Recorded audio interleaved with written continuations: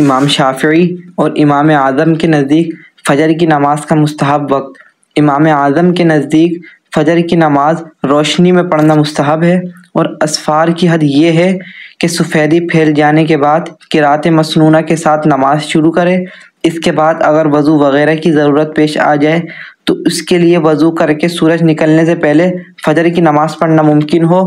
حاصل یہ کہ نماز اسفار ہی میں شروع کی جائے اور اسفار ہی میں ختم کی جائے، یعنی روشنی میں ہی شروع کی جائے اور روشنی میں ہی ختم کی جائے، تو اس سے باب پر عمل ہوگا۔ امام شافعی اور امام مالک فرماتے ہیں کہ فجر کی نماز میں جلدی کرنا مستحب ہے، اور جلدی یہ ہے کہ وقت کے نصف اول میں نماز ادا کرے۔ امام شافعی حضرت عائشہ رضی اللہ تعالی عنہا سے استدلال کرتے ہیں۔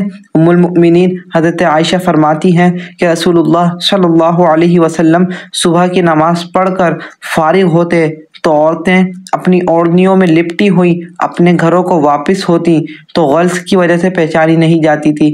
غلس کہتے ہیں رات کے آخری حصے کو، اور احناف دلیل یہ دیتے ہیں، رافع بن خدیج کی حدیث ہے اسفروا بالفجر فإنہ اعظم للأجر۔